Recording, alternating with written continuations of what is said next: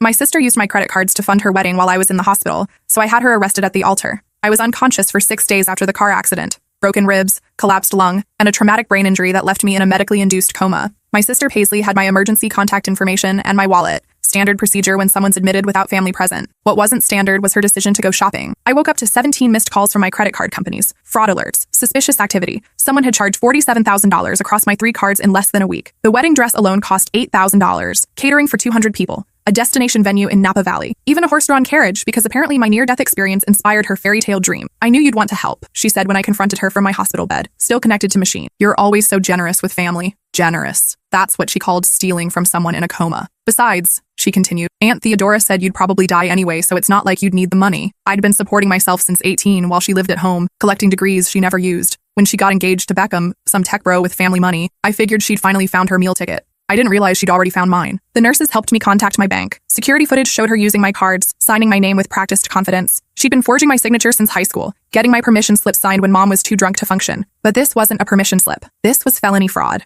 I hired attorney Vivian Blackwood from my tablet, explaining everything through gritted teeth and pain medication. Vivian specialized in family financial crimes and had a reputation for making white-collar criminals squirm. The timing is almost poetic, she said after reviewing the evidence. Her wedding is in 3 days. Would you like to make it memorable? I gave her permission to coordinate with Detective Reginald Morrison. They'd serve the warrant during the ceremony, after she said, I do, but before they were pronounced married. Maximum humiliation for maximum theft. The wedding was everything my money could buy. I watched from the parking lot as guests arrived in designer gowns and Italian suits. The church bells rang as Beckham's family mingled with ours, completely unaware of what was coming. At 3:47 p.m., just as the officiant asked if anyone objected, Detective Morrison stepped into the aisle. Paisley Westbrook, you're under arrest for identity theft and credit card fraud. Her bouquet hit the marble floor as he read her rights. Beckham stood frozen, his family's horrified gasps echoing through the sanctuary. Our father tried to intervene, but Vivian appeared with documentation proving every charge. As they led her away in handcuffs, still wearing her stolen wedding dress, she screamed at me through the church doors, "You'll pay for this!" That's when I realized something I should have seen coming. The wedding wasn't the only thing she'd been planning. 3 hours later, I was back in my hospital room when Vivian called with news that made my blood freeze. Your sister wasn't just stealing credit card information, she said. She filed papers to become your legal guardian while you were in the coma. The words hit me like a second collision. What does that mean? If approved, she'd have complete control over your finances, medical decisions, and estate. She claimed you had no other family capable of caring for you,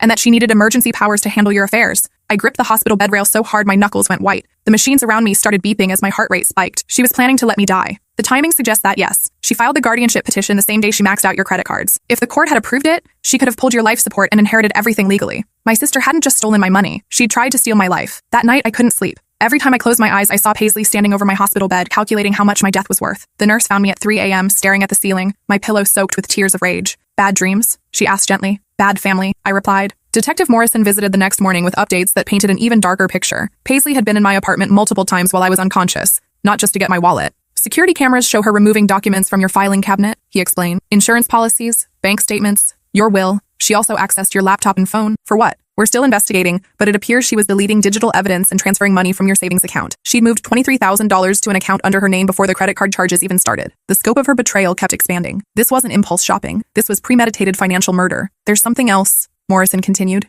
We found text messages between your sister and her fiancé discussing your condition. Beckham knew everything. He showed me printouts that made me sick. Paisley. Doctors say she might not wake up. Could be weeks or months. Beckham. That's terrible, babe. But maybe it's a sign? Universe clearing the path for our future? Paisley. I've been thinking the same thing. She always acts like she's so much better than me. Beckham. How much are we talking about total? Paisley. House is worth $340K, plus savings, investments, life insurance, probably close to $500,000. Beckham. Holy shit. That would solve all our problems. Paisley. I know. Sometimes I think about what would happen if she just didn't wake up. Beckham. Don't say that out loud. But yeah, I get it. I stared at the messages until the words blurred. My own sister had been praying for my death while planning her dream wedding with my money. We're adding conspiracy charges, Morrison said, and we'll be investigating whether they took any actions to interfere with your medical care. That afternoon, Beckham showed up at my hospital room. He'd somehow talked his way past security, probably using his family's connections. He still wore his wedding suit, but his tie was gone and his hair was disheveled. This is all a misunderstanding, he said, closing the door behind him. Paisley was just trying to help. She was scared and made bad decisions. I studied his face, handsome in a generic tech bro way, with perfect teeth and hollow eyes. Did you know she filed for guardianship? His pause told me everything. She was protecting your assets, he said finally, making sure nothing happened to them while you recovered. By spending them on your wedding? We needed to keep up appearances. My family has expectations. The audacity was breathtaking. Even caught red-handed, he was still lying. Get out, I said quietly. Look, we can work this out. My family has lawyers. Get out before I call security. He left, but not before muttering, you always were selfish. The next week brought a parade of revelations. Forensic accountants found that Paisley had been stealing from me for months. using my information to open credit cards I didn't know about. She'd forged my signature on apartment lease applications for herself, listing me as a guarantor. She'd even filed a fraudulent tax return in my name and kept the refund. The guardianship paperwork was particularly chilling. She'd claimed I had diminished mental capacity due to substance abuse, and that she needed emergency powers to prevent me from making harmful financial decisions. She'd fabricated an entire narrative about my incompetence, complete with forged medical records. She's been planning this for at least a year, Vivian explained during one of our meetings. This level of fraud requires extensive preparation. But why? She could have just asked me for help with the wedding, because then you'd have maintained control. This way, she'd have gotten everything. Your money, your property, your entire life. The criminal case moved quickly. Paisley's bail was set at $100,000, which Beckham's family couldn't or wouldn't pay. She sat in county jail, still wearing her wedding dress for the first 3 days because no one brought her clothes. Local news picked up the story. Sister arrested at altar for stealing from coma patient. Became a viral sensation. The church tried to distance themselves from the scandal, but videos of her arrest had already spread across social media. I received dozens of messages from strangers sharing their own stories of family betrayal. Apparently, siblings stealing from hospitalized relatives was more common than I'd ever imagined. Dad finally visited after a week of silence. He looked older, smaller somehow, as if discovering his daughter's true nature had physically diminished him. I don't understand how this happened, he said, slumping in the visitor's chair. She was always the sweet one. Sweet doesn't steal $50,000 from her unconscious sister. She says you're exaggerating, that it was just a loan. A loan? Did she ask permission? Did she sign any paperwork? Did she even tell me she was taking the money? Dad's silence was answer enough. She also filed papers to become my guardian so she could control my medical care. I continued. Did she mention that part? His face crumpled. That's not possible. I showed him the legal documents. Watched him read Paisley's sworn statement that I was mentally incompetent and financially irresponsible. Watched him realize that his sweet daughter had been prepared to let me die for inheritance money. Jesus Christ, he whispered. She's not the person you think she is, Dad. She's not the person any of us thought she was. The arraignment was a circus. Paisley appeared in an orange jumpsuit, her wedding makeup long gone, her hair unwashed and flat. She pled not guilty to all charges, but her lawyer, a public defender who looked overwhelmed, barely spoke. Beckham sat in the gallery with his parents, all of them maintaining careful distance from our family. His mother wore sunglasses indoors and kept checking her phone, probably monitoring social media coverage. During a recess, I overheard Beckham's father on his phone. We need complete separation from this situation. Change the locks on the beach house and cancel her access to the country club. She's not our problem anymore. Even her meal ticket was abandoning her. The prosecutor outlined the charges. 17 counts of identity theft, 12 counts of credit card fraud, forgery, conspiracy, and attempted guardianship fraud. Each count carried potential prison time. The defendant systematically stole from a family member who was fighting for her life in the hospital. Assistant District Attorney Helena Merced explained to the judge. She forged documents, lied to courts, and attempted to gain legal control over the victim's life and death decisions. This represents one of the most callous betrayals we've seen. Paisley's lawyer argued for leniency, claiming emotional distress and family dysfunction. The judge wasn't impressed. Bail remains at $100,000, she declared. Trial date is set for 6 weeks from today. As they led Paisley back to her cell, she turned to look at me for the first time since her arrest. Her eyes held pure hatred. This isn't over, she mouthed. But it was over. At least the part where I pretended we were family. Recovery was slower than expected. The brain injury left me with memory gaps and occasional dizzy spells. Physical therapy was exhausting, but necessary if I wanted to regain full mobility. The hardest part was learning to trust again. Every nurse, every visitor, every person with access to my room was a potential threat. My apartment had been compromised. Paisley still had keys, and Detective Morrison found evidence she'd been living there part-time while I was hospitalized. She'd moved her clothes into my closet, used my laptop to apply for more credit cards, and even brought Beckham over for romantic dinners using my dishes and furniture. I hired a security company to change all the locks and install cameras. I closed every bank account and credit card, opened new ones with different institutions, and put fraud alerts on everything. I felt like a witness protection participant hiding from my own family. The preliminary hearing revealed even more disturbing details. Phone records showed Paisley had been calling my workplace while I was unconscious, claiming to be me, and asking about my health insurance benefits and life insurance policies. She wanted to know how much she'd receive if you died, Detective Morrison explained. She specifically asked about accidental death coverage and how long it would take to process claims. She'd also contacted my ex-boyfriend Garrett, telling him I was unlikely to recover and asking if he wanted to say goodbye.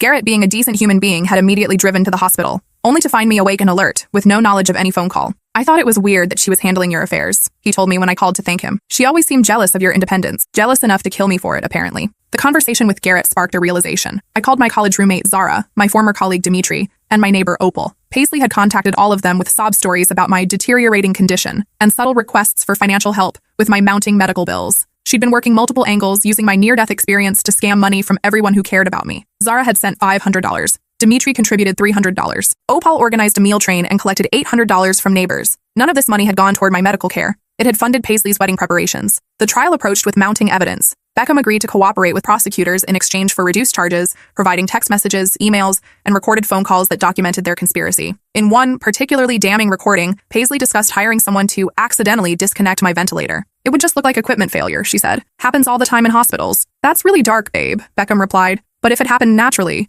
exactly. And then we could have the wedding we deserve instead of this budget bullshit. Listening to that recording in Vivian's office, I finally understood the full scope of what my sister had planned. She hadn't just wanted my money, she'd wanted me dead. This changes everything, Vivian said. We're talking about attempted murder now. The DA agreed to upgrade the charges. Paisley would face life in prison if convicted on all counts. Mom finally visited 2 days before the trial began. She looked terrible, thin, shaky, her hair unwashed and her clothes wrinkled. The stress of having both daughters involved in a criminal case had pushed her back into drinking. I don't know what to believe anymore, she said, sitting as far from my bed as possible. Paisley says you're lying about everything. I'm lying? She stole $50,000 from me while I was in a coma, Mom. That's not an opinion. That's a fact with bank records and security footage. She says you always hated her, that you're using this to destroy her life. I stared at my mother, this woman who'd failed to protect either of her daughters in different ways. Play the recording, I said. What recording? I pulled out my phone and played the audio of Paisley discussing how to disconnect my ventilator. Mom's face went white as she listened to her sweet daughter casually planning my murder. When it ended, she sat in stunned silence. She was going to kill me, Mom. Your daughter was going to kill your other daughter for money. Mom started crying, big, ugly sobs that shook her whole body. I failed you both, she whispered.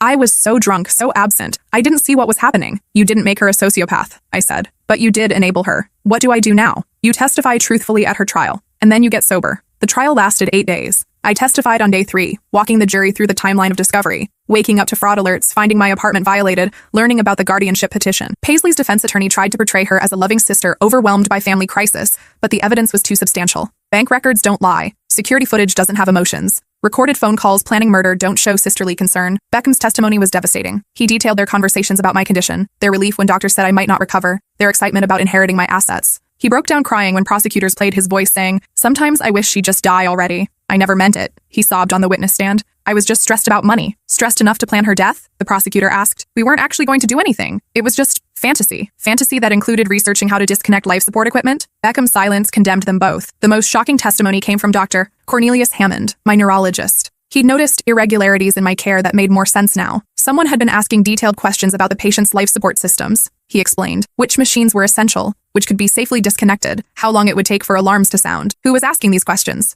The patient's sister, claiming she needed to understand her condition. In retrospect, it seems she was gathering information for other purposes. Dr. Hammond also revealed that someone had attempted to change my emergency contact information and medical power of attorney while I was unconscious. The sister presented documents claiming she'd been designated as healthcare proxy. When we requested verification, she became agitated and left. Paisley had been systematically positioning herself to control every aspect of my life and death. On day 6, the prosecution played the wedding venue security footage. It showed Paisley and Beckham touring the property, discussing decoration plans, and specifically mentioning that the bride's sister wouldn't be attending. Why won't she be there? The venue coordinator asked. Family issues. Paisley replied with a smile. She's very sick. Probably won't make it. The coordinator looked uncomfortable. I'm sorry to hear that. Don't be. Beckham laughed. Some people just aren't meant to be part of your story. The jury watched this exchange with visible disgust. Several members shook their heads. Paisley finally took the stand on day 7, against her lawyer's advice. She was visibly nervous, fidgeting with her hands and speaking too quickly. I love my sister, she began. Everything I did was to help her. Stealing $50,000 was helping her? The prosecutor asked. I was managing her affairs while she recovered. Without her knowledge or consent, she was unconscious. Someone had to make decisions,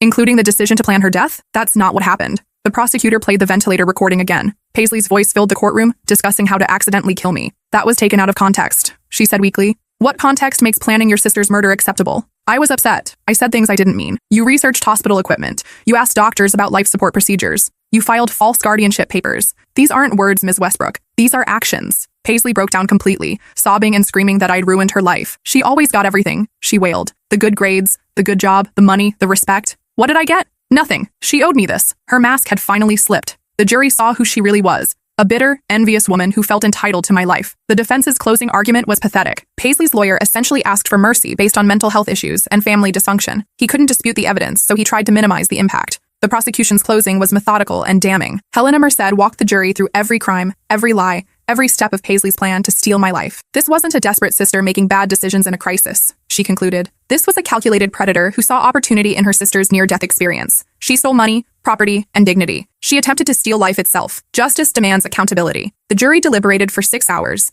guilty on all counts. Paisley collapsed when the verdicts were read. Her lawyer caught her arm, but she was beyond consolation. 34 separate convictions, each carrying significant prison time. Sentencing was scheduled for the following month. I felt hollow watching her breakdown. This was my sister, the person I'd shared a childhood with, protected from bullies, helped with homework. Somewhere along the way, love had curdled into resentment, and resentment had metastasized into murderous greed. Dad approached me after the verdict. I'm sorry, he said simply, for everything. I know. What happens now? She goes to prison. We try to heal. Can you forgive her? I considered the question. Forgiveness implied the possibility of reconciliation, of rebuilding trust. But how do you forgive someone who planned your death? I can let go of the anger. I said finally, but I can't pretend she's still my sister. The sentencing hearing was smaller, just family, lawyers, and a few reporters. Paisley wore an orange jumpsuit and looked completely defeated. Her hair had grown out, showing dark roots beneath the blonde highlights she'd maintained for Beckham. Speaking on her own behalf, she offered a hollow apology. I made terrible mistakes, she said, reading from prepared notes. I let stress and fear cloud my judgment. I never intended to hurt anyone. Even her remorse felt calculated. I was allowed to give a victim impact statement. I'd written and rewritten it dozens of times, trying to capture the scope of betrayal without sounding vindictive. Your Honor, I began, my sister didn't just steal money from me. She stole my sense of safety, my ability to trust, my faith in family bonds. While I was fighting for my life, she was planning my death. While doctors worked to save me, she researched how to kill me. While I trusted her with my emergency contacts, she used that access to violate every boundary. I looked directly at Paisley. I will recover from the car accident. I will rebuild my finances. But I will never recover from learning that my own sister saw me as worth more dead than alive. Judge Franklin Ashworth had presided over thousands of cases, but even he seemed shaken by the evidence. Ms. Westbrook, he addressed Paisley. I have rarely encountered such calculated cruelty disguised as family concern. You exploited your sister's vulnerability at her most helpless moment. You turned love into a weapon and trust into a tool. He sentenced her to 27 years in state prison, with possibility of parole after 18 years. Paisley would be 46 when she first became eligible for release. Beckham received 5 years for conspiracy and fraud. His family had already frozen his trust fund and removed him from company leadership. His tech startup folded within weeks of his arrest. The civil case was straightforward. I sued for treble damages, 3 times the stolen amount, plus legal fees and emotional distress. Paisley's only assets were her car and some jewelry. Everything else had belonged to Beckham's family. I won a judgment for $297,000, knowing I'd never collect most of it. Recovery took months. Physical therapy helped with the injuries, but psychological therapy was harder. I developed hypervigilance around family gatherings, financial documents, and medical settings. The therapist, Dr. Evelyn Pierce, specialized in family trauma. Betrayal by intimate partners is uniquely damaging, she explained. Your brain formed protective associations with your sister from childhood. Learning that she's dangerous requires rewiring fundamental assumptions about safety. I had nightmares about waking up in different hospitals, with different relatives holding my wallet and my power of attorney. In my dreams, they all smiled while discussing how much I was worth dead. The fear is normal, Dr. Pierce assured me, but it's not permanent. I started dating again 6 months after the trial. Nothing serious, just coffee meetings and casual dinners with men who had no knowledge of my sister or her crimes. It felt good to be seen as a complete person, rather than a victim. 8 months later, I moved across the country. San Diego offered sunshine, ocean air, and 3,000 miles of distance from my past. I bought a small condo with reinforced locks and a security system that monitored every entry point. My new job at a medical device company paid well and offered excellent benefits. My colleagues knew nothing about my history beyond family issues back east. I preferred it that way. Dad called occasionally, usually drunk and maudlin. I miss having both my daughters, he'd say. You never had both daughters, I'd reply.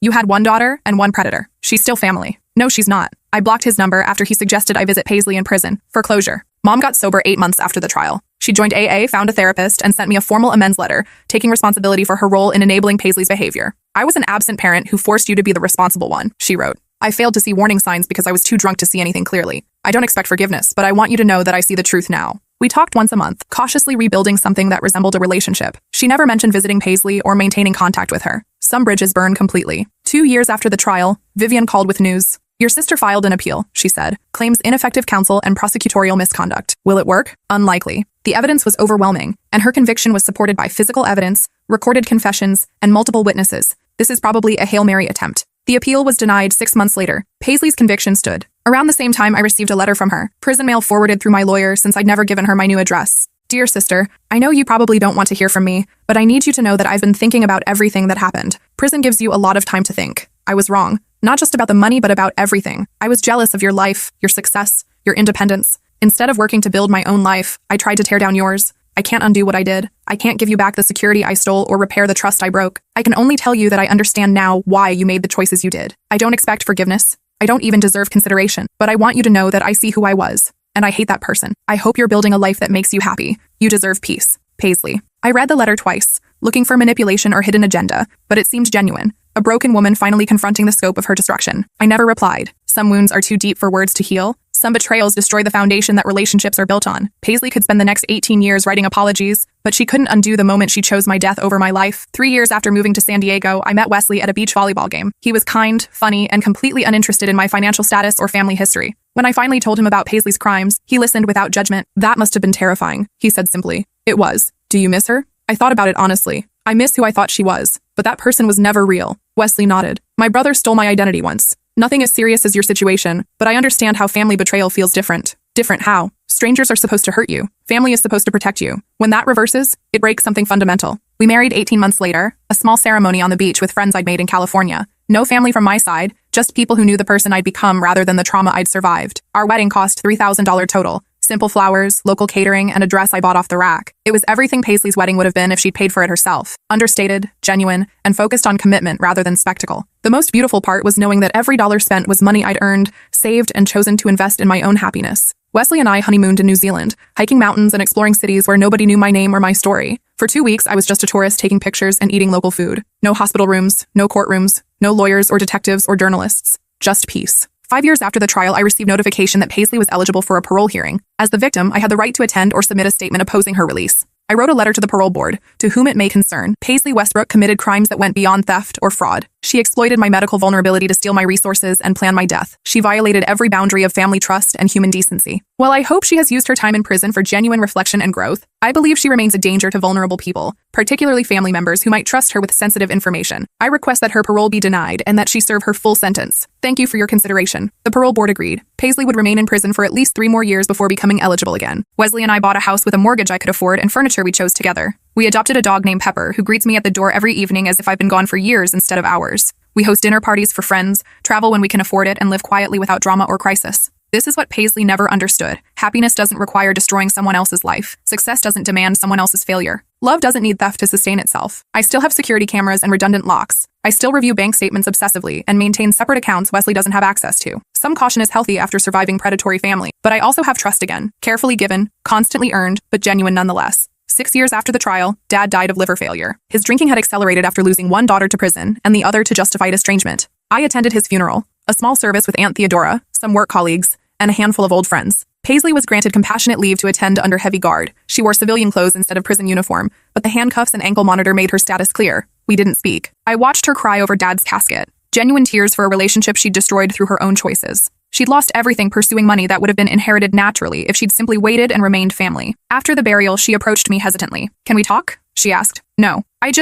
No." I walked away before she could finish. Some conversations serve no purpose beyond reopening wounds. Aunt Theodora cornered me at the reception. "You're being awfully hard on your sister," she said. "Family should forgive family. Family shouldn't steal from family either. She made mistakes. She planned my murder, Aunt Theodora, not mistakes. Attempted murder." Aunt Theodora, who had suggested I'd probably die anyway, had no response to that. I left my childhood hometown after Dad's funeral and never returned. Wesley and I celebrated our 3rd wedding anniversary by taking a cooking class together. We laughed as we burned our first attempt at paella and succeeded brilliantly with our second. That evening, we ate dinner on our patio while Pepper chased fireflies in the yard. "Any regrets?" Wesley asked. "About what?" "Having your sister arrested, cutting contact with family, moving across the country." I considered the question seriously. 3 years of marriage had taught me to trust his genuine curiosity about my thoughts and feelings. "None," I said finally. "Every choice I made protected my life and my future. Even when it was hard, especially when it was hard." Wesley reached across the table and took my hand. "I'm proud of you," he said, "for surviving everything and building this life. We built this life, you built the foundation. I just added to the structure." That night, lying beside my husband in our own home with our dog sleeping at the foot of our bed,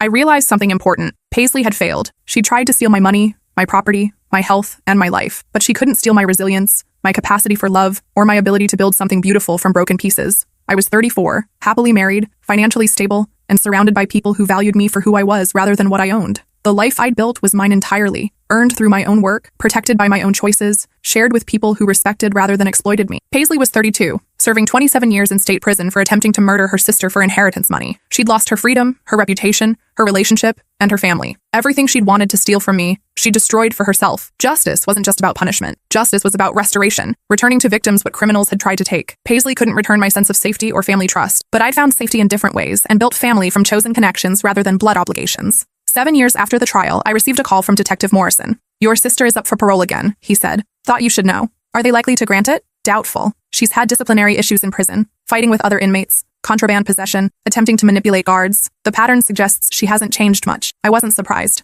People who plan their sister's murder for money don't typically develop empathy through incarceration. "Will you submit another statement?" Morrison asked. "Absolutely." This time, I included documentation of Paisley's prison behavior, emphasizing that her crimes reflected character rather than circumstance. The parole board agreed again. Wesley and I started trying for children around this time. The process was more complicated than expected. My brain injury had caused hormonal irregularities that required medical management. But after 8 months of fertility treatments, I became pregnant. The fear was immediate and overwhelming. What if something happened to me during pregnancy or delivery? What if I became vulnerable again, dependent on others for care and decision-making? What if there were people in my life who might exploit that vulnerability? Dr. Pierce helped me work through these anxieties. "You're not the same person who was hospitalized 7 years ago," she reminded me. "You have different support systems, different legal protections, different awareness of warning signs. But what if? There will always be what ifs. You can't eliminate risk entirely, but you can prepare sensibly and then choose to live fully. I created detailed advance directives specifying my medical wishes and designating Wesley as my sole healthcare proxy. I established a trust that would protect our child's inheritance from any future predatory relatives. I updated all passwords, security systems, and legal documents.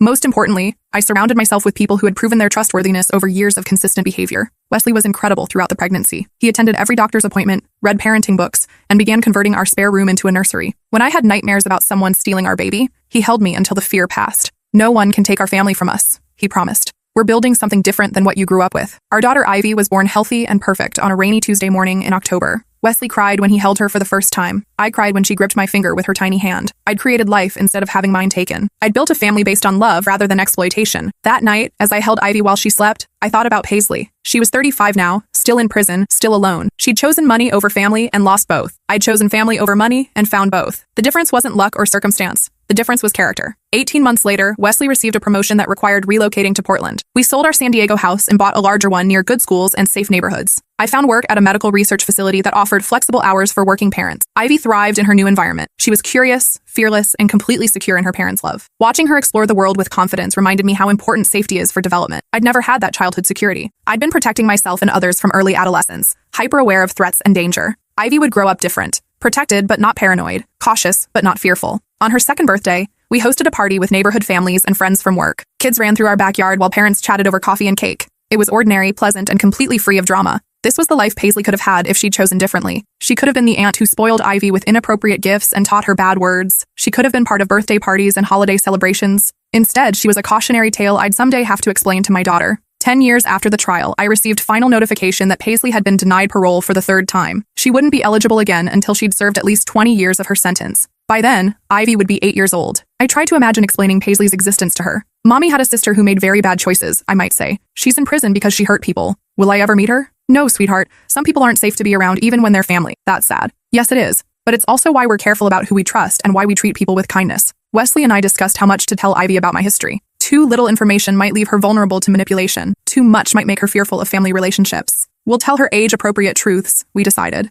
That some people pretend to care while actually wanting to hurt others. That family relationships require mutual respect and honesty. That she should never trust anyone who asks her to keep secrets from us. At 37, I was financially secure, emotionally stable, and surrounded by genuine love. I owned a home, had meaningful work, and was raising a daughter who would grow up understanding both trust and healthy boundaries. Paisley was 35, serving year 10 of a 27-year sentence for attempting to murder her sister for inheritance money. She'd traded everything real for something imaginary and lost both. The irony was perfect. In trying to steal my life, she'd destroyed her own. 15 years after the trial, Portland's local newspaper ran a feature about family financial crimes. The reporter found my case and requested an interview about long-term impacts of sibling betrayal. I agreed to speak anonymously. The crime itself was devastating, I told her, but the ongoing effects are more subtle. I had to rebuild my entire concept of family and safety. Do you have any contact with your sister now? None. She made choices that ended our relationship permanently. Some people believe families should forgive each other regardless of circumstances. Some people haven't had family members plan their murder for money. What would you want other families to know about preventing this type of crime? I thought carefully about the answer. Trust requires evidence, not just blood relationship.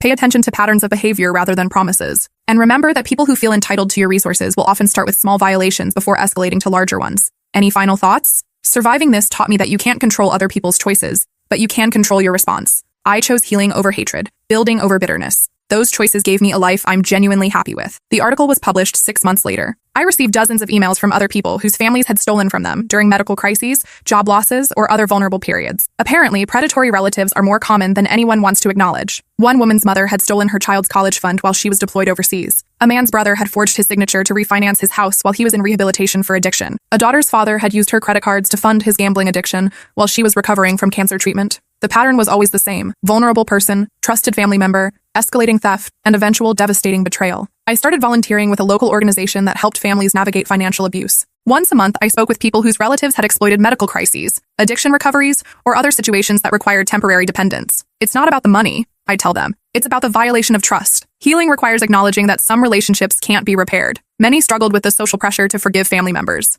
But she's my mother. He's my only brother. They're all the family I have left. Family doesn't steal from you during emergencies, I'd reply. People who exploit your vulnerability aren't family in any meaningful sense. Ivy started kindergarten that year. She was bright, social, and completely unaware that her extended family consisted entirely of chosen friends rather than blood relatives. Her world included Wesley's parents who visited quarterly and sent birthday cards. It included our neighbors who hosted barbecues and helped with emergency childcare. It included my colleagues who became honorary aunts and uncles. She had all the love and support that family should provide, just from sources I'd carefully vetted over years of consistent behavior. Wesley's brother moved to Portland for work and became a regular presence in our lives. Uncle Cameron taught Ivy to play chess and took her hiking on weekends. He was everything an uncle should be: safe, fun, and genuinely invested in her well-being. Watching Ivy with Cameron reminded me what healthy family relationships looked like. They teased each other, shared inside jokes, and respected each other's boundaries. He never asked to borrow money, never pressured her to keep secrets, never made her feel responsible for his emotional needs. This was the family model I wanted Ivy to understand as normal. 20 years after the trial, I received notification that Paisley had died in prison, heart failure at 37. She'd been serving year 15 of her 27-year sentence. The notification came from the Department of Corrections, not family. There was no funeral, no memorial service, no obituary. She'd alienated everyone who might have grieved her death. I felt nothing. Not relief, not sadness, not closure. Just acknowledgement that a chapter of my life was finally, definitively finished. Wesley found me reading the letter in our kitchen. "Everything okay?" he asked. "Paisley died." He sat beside me, taking my hand. "How do you feel about that?"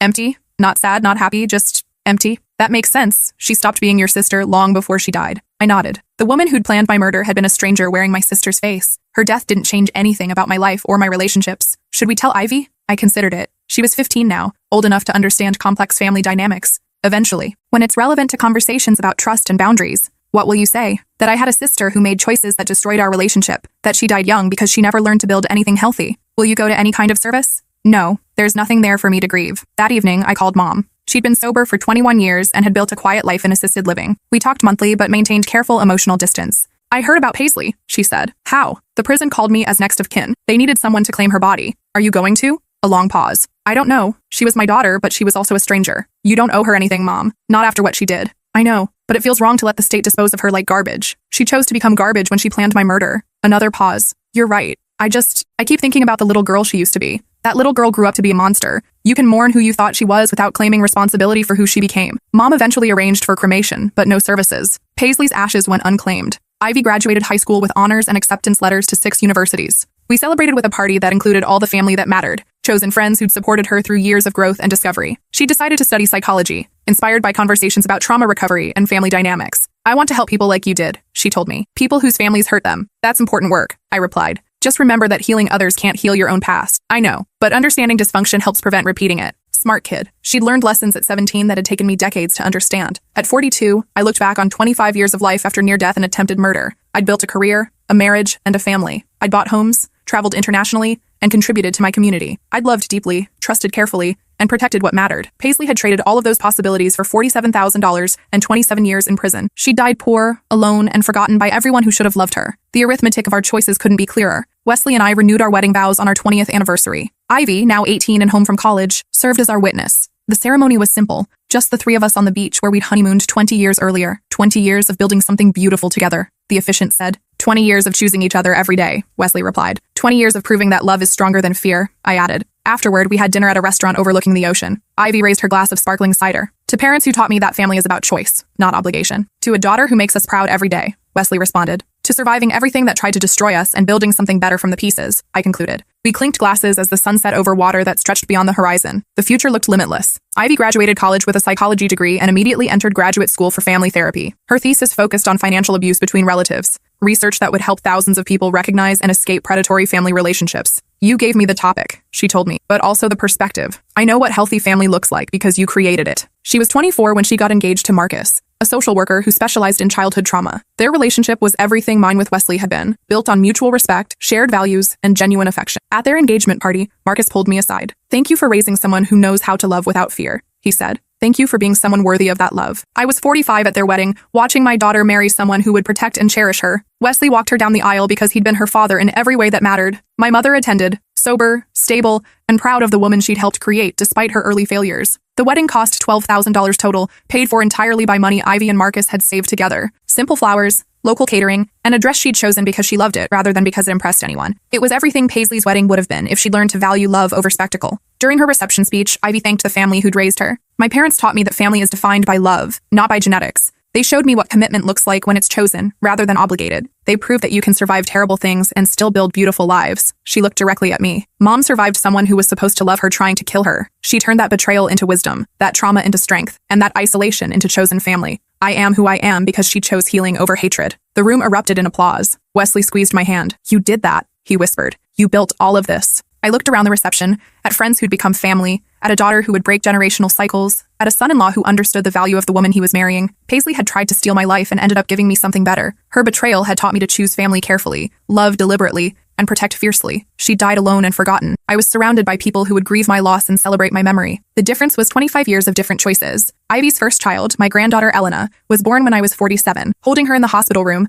I thought about cycles and patterns, about what gets passed down and what gets transformed. Elena would grow up in a family that valued honesty over harmony, boundaries over blood ties, and chosen love over obligated relationships. She'd learn early that trust must be earned and that people who exploit vulnerability aren't worth maintaining connection with. She'd also learn that surviving betrayal doesn't require becoming bitter, that losing family doesn't mean losing love, and that the best relationships are built rather than inherited. She's beautiful, I whispered to Ivy as Elena slept in my arms. She's safe, Ivy replied. That's what matters most. Safe. That single word encompassed everything I built in 27 years of life after attempted murder. Not just physical safety, but emotional security, financial protection, and the deep knowledge that the people in our lives wanted the best for us, rather than the most from us. Paisley had tried to take my safety and ended up teaching me how to create it. The irony was perfect. On my 50th birthday, Wesley threw a surprise party with 50 guests, one for each year of life I'd managed to build and protect. Friends from every chapter of my adult life came together to celebrate survival, resilience, and the family I'd chosen. 50 years of being too stubborn to die, Wesley joked in his toast. 50 years of learning that the best revenge is living well, I replied. Ivy presented me with a photo album documenting 27 years of chosen family moments. Birthday parties, holiday celebrations, graduations, weddings,